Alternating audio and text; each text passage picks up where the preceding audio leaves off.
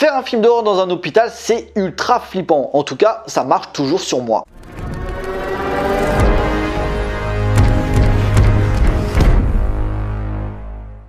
Bonjour à tous, il va être question de The Power réalisé par Corinna Fate.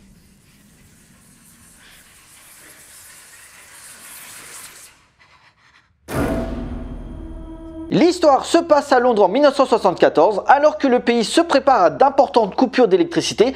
Valérie, une infirmière fraîchement diplômée, doit pour son premier jour de travail à l'hôpital gérer l'équipe de nuit. La majorité des patients et du personnel ayant été évacués, elle se retrouve quasiment seule dans ce bâtiment délabré. Mais durant la nuit, Val va se confronter à une force maléfique et découvrir le lourd secret de l'hôpital. Premier long métrage de la réalisatrice Corinna Fate, qui n'avait à son actif qu'un moyen métrage. Elle nous propose un film d'horreur à base de fantômes dans un lieu à la propreté très discutable. Alors déjà que aller dans un hôpital, ça donne pas forcément envie, mais celui-là, non merci. Elle distille en sous-texte des thématiques déjà présentes dans son premier effort, à savoir la foi envers sa hiérarchie, la foi envers une puissance spirituelle et une lutte des classes entre des femmes trop muselées face à la dominance masculine. Les infirmières doivent être bien présentées niveau tenue et comportement et ne doivent jamais adresser la parole aux infirmiers. Elles obéissent aux ordres sans broncher. Par son décor qui intrinsèquement est là pour mettre mal à l'aise n'importe qui, la cinéaste s'amuse à créer une ambiance angoissante aussi bien par son sujet de fond que par l'horreur véhiculée par les hôpitaux. Par son petit budget, The Power ne tombe pas dans la surenchère visuelle. Bon, on n'évite pas les habitués de jumpscare, même s'ils sont mis au bon moment, mais c'est surtout le travail du son qui accentue la réussite horrifique de l'ensemble. Un exemple tout bête, quand Valérie se retrouve dans son étage, donc elle doit surveiller 4 patients qui sont dans le coma, ce qui est vraiment malaisant, c'est pas forcément le fantôme qui peut débarquer à tout moment. Non, non, c'est surtout le bruit de leur respiration qui te met mal à l'aise, parce que tu sais pas si c'est vraiment eux qui respirent ou si c'est peut-être le fantôme qui respire derrière toi.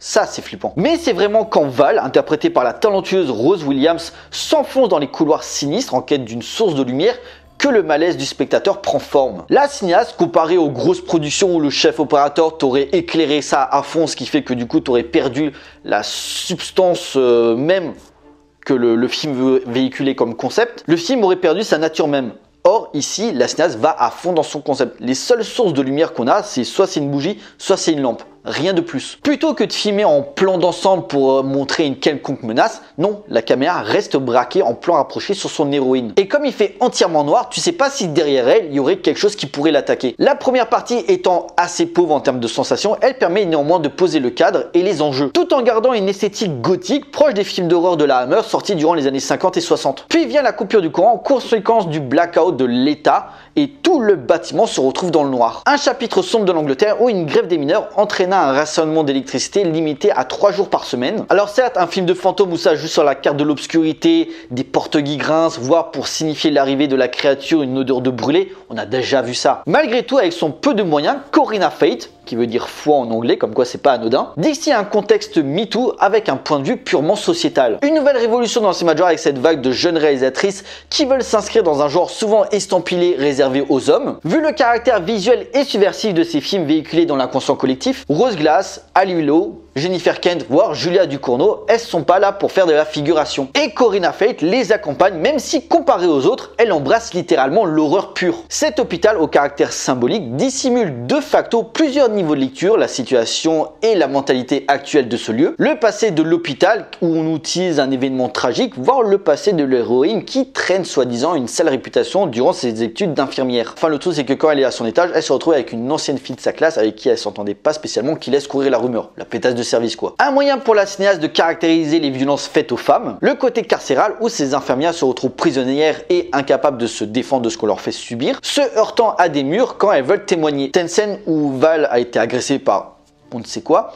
Elle retrouve 2 de ses collègues qui la retrouvent dans un sale état et lui demandent ouais mais qu'est-ce qui t'est arrivé, et elle a peur de parler, et au moment où elle parle elle la croit à peine, genre non tu as tout inventé, tu as rêvé. Enfin le film te fait monter crescendo avec plein de petits indices qui, sans trop spoiler sur la fin, le fantôme a pris Val pas forcément pour en faire une victime genre je vais te tuer, mais plutôt pour lui donner des visions et lui faire découvrir ce qui s'est passé dans l'hôpital. Et finalement toutes les victimes du film, leurs morts ne sont pas anodines, sauf l'infirmière qui prend peur, elle passe par la fenêtre et elle tombe comme une merde. Un horrible secret qui qui permet à The Power de développer un propos engagé. Comme quoi le cinéma d'horreur n'est pas juste une succession de sensations horrifiques, il y a un discours politique, mais depuis toujours hein. Là je parle surtout aux gens qui n'y connaissent rien et qui chient sur le genre sans raison. Les médecins, le garde de nuit, voire les mineurs en grève qui sont la cause de la panne d'électricité pour symboliser le pouvoir des hommes sur la société et ont une emprise sur les femmes réduite au silence par peur de ne pas être écoutées, des comportements abusifs qui resteront impunis. Symbolisme fort, la nuit et le noir sont clairement des métaphores d'une société manipulatrice qui ferme les yeux sur les violences et les viols faits aux femmes. Obligé de garder le silence, ne pas s'exprimer et faire bouger les choses par peur de perdre son travail ou d'être encore plus soumis au système. Une juxtaposition entre le drame et l'horreur, regorgeant de clichés et d'éléments qui auraient pu être un peu plus travaillés. L'hôpital, bon, c'est pas l'endroit le plus original.